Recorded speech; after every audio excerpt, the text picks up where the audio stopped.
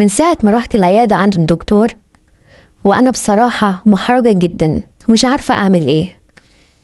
اللي لحت عليا جارتي لما لقيتني تعبانة ومتعورة كمان. ده دكتور أمراض نسا. عندنا هنا بقى مفيش رجالة بيحبوا يخلوا ستاتهم يروحوا يكشفوا عند الدكاترة. دي رجالة لازم يروحوا دكتورة ست.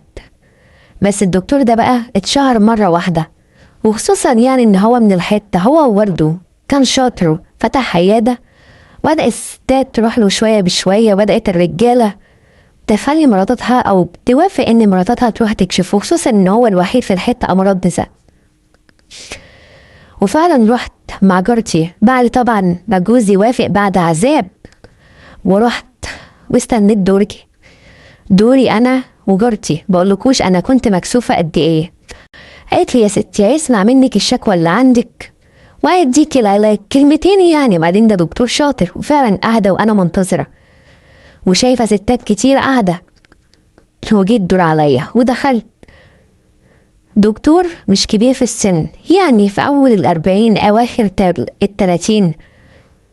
خد اسمي وخد سن وإن أنا عندي طفلين وحاجات من دي. قلت له إن أنا عندي 30 سنة وصغيرة، اتجوزت صغيرة وخلفت الولدين.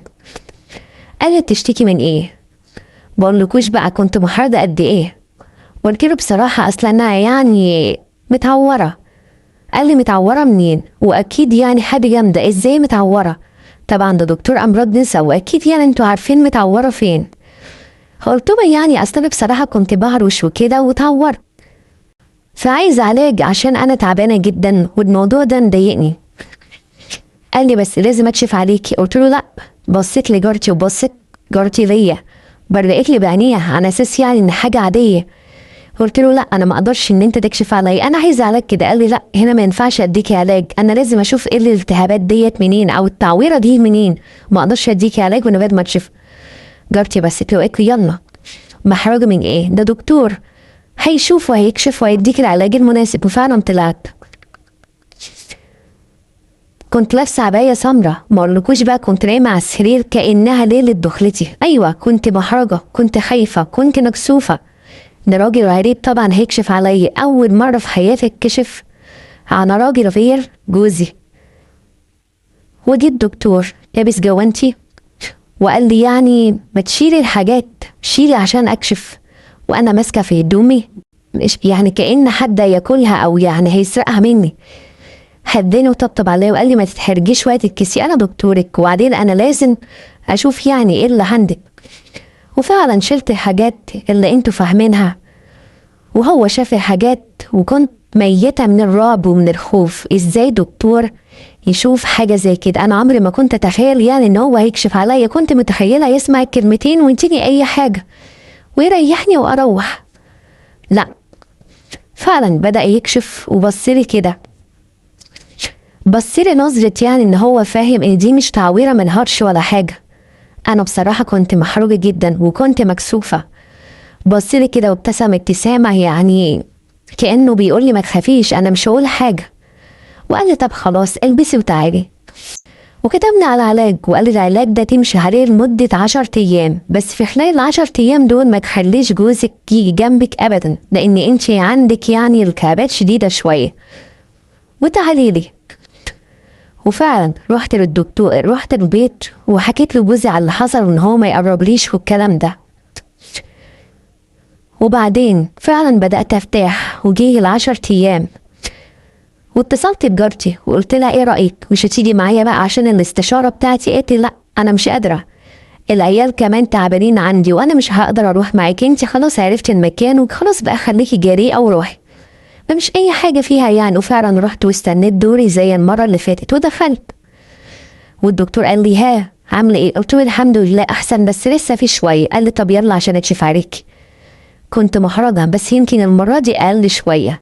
وطلعت فعلا على سرير الكشف ولقيت الممرضة واقفة جنب الدكتور لبست جوانتي كالعادة، وقال لي لا احنا بقينا احسن. وبعدين بص كده للممرضة وخلاها تخرج وانتهز فرصة بقى ان انا لوحدي. وقال لي على فكرة انا عارف اللي عندك ده كان من ايه، بس انا انصحك ما تعمليش كده تاني. قلت له اعمل ايه؟ قال لي يعني مش انتي متجوزة؟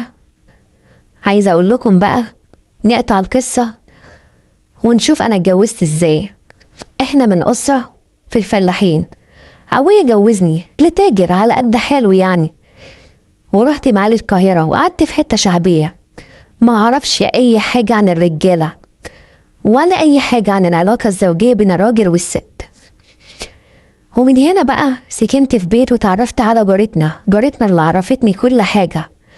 جوزي العلاقة بتاعته ما كنتش اعرف بقى اذا كان حلو ووحش، فبدأت تجرأني، وعرفت بقى ان هي بتخش على النت وتكلم رجالة، وبدأت تفرجني على افلام. كنت اول مرة في حياتي اشوف الافلام دي، بقيت ببرق بعينيا، بشوف احجام وحاجات كتيرة ويعني اللي بيطول واللي مش عارفة ايه. قلت لها الله، هي كل الرجالة بيبقى الموضوع عندها طويل كده يعني، او يعني بيتطول في الموضوع، ولا يعني دقيقتين وبيقوموا؟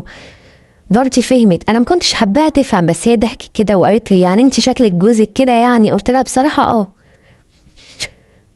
وعرفت مني كل حاجة. من هنا عرفت بقى انواع الرجالة، قال لي كلمتين وشكرا بعد دقيقتين ويقوم، اللي مش عارفة قد ايه ولا قد ايه وحاجات من دي كتير. وبدأت افهم واعرف كل حاجة، وعرفت قد ايه ان انا عايشة مع جوزي وانا في حاجات كتيرة ناقصاني واحساس كتير ناقصني، وعرفت ان هو ده اللي ناقصني، ان جوزي ما بيدينيش حقي كامل.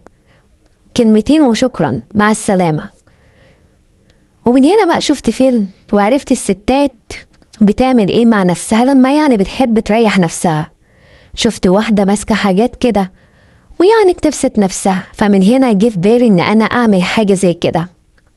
بدأت اتعامل مع نفسي كل لما جوزي، او يعني على طول لما جوزي يعمل موضوع اللي يعني هو دقيقتين وخلاص ويديه ظهره وينام، بدأت وهو في الشغل انا بقى يعني اكمل الحرمان اللي عندي. ومن هنا تعبت واتعورت. وهنا طبعا الدكتور جه دوره لما عرف الموضوع ده وقال لي بلاش تعملي الحاجات دي. الدكتور امراض نسا، هو مش عبيط ان ده مثلا مهارش او حاجه، هو عارف انا عملت ايه، ده ان الاحتكاك كان جامد جدا. ومن هنا حكيت له وقلت له يعني بصراحه يعني، قال لي مش عايز اسمع تفاصيل، بس انا عارف ان انتي متجوزه وشكلك كده يعني مش مستمتعه او ما بتهديش حقك. قلت له بصراحه ونفسي جوزي يتعالج، ونفسي اعيش زي اي ست بتتمتع مع جوزها وبتعيش مع جوزها. وقال لي خلاص ربنا يسهل كده ونشوف لك دكتور جوزك يروح له وتعالي تاني. قلت له هاجي تاني؟ قال لي اخر بصه بعد اسبوع بالظبط عشان لسه في شويه، هديكي نوع تاني يكون برضو كويس. وهداني فعلا وروحت، بقيت امشي على التعليمات والدهان زي ما الدكتور بيقول. بس ما اقولكوش بقى من اخر كشف وانا مش على بعضي. يمكن الدكتور حس بلمسات، او يعني لما بيجي يكشف عليا ايه اللي كان بيحصل لي، وشفت حاجات. ما هو دكتور برضه دكتور وبيحس زينا. ورحت حكيت لجارتي، قلت لها الدكتور ده مش قادر يخرج من دماغي. وعلى فكرة بقى وقت الكشف انا شفت حاجات وقفت كتير يعني جامدة قوي عنده. ضحكت كده وقالت لي يا بنت انت قصدك ايه؟ قلت لها مش عارفة، انا مش قادرة اشيله من دماغي. فت على جارتي، طبعا ما احنا بنتفرج على مع بعض على الافلام وبقينا مع بعض على كل حاجة. حتى لما جوزي كان بيقربي كنت بتخيل الدكتور هو جوزي مش جوزي. ورحت له تاني العيادة، بس المرة دي رحت له كأني عروسة، كأني فعلا متوضبة على سنجة 10. واستنيت دوري للمرة التالتة، بس المرة دي كنت مستنية الكشف وأنا يعني مستعجلة، وانتوا فاهمين بقى ما بشيروش من دماغي. وقال لي عاملة ايه؟ والحمد لله وكويسة، وبطلعي عشان اشوف الموضوع خلاص ولا لسه. وجه ولبس الجوانتي بتاعه، بصيت له كده يعني بس ان انا عايزة اكلمه عشان يخرج الممرضة، وفعلا قال لها كده روحي شوفي اللي وراكي بره عبال ما اخلص الكشف. بدأ يكشف عليا، بس المرة دي حس من لمساته ان انا مش على بعضي.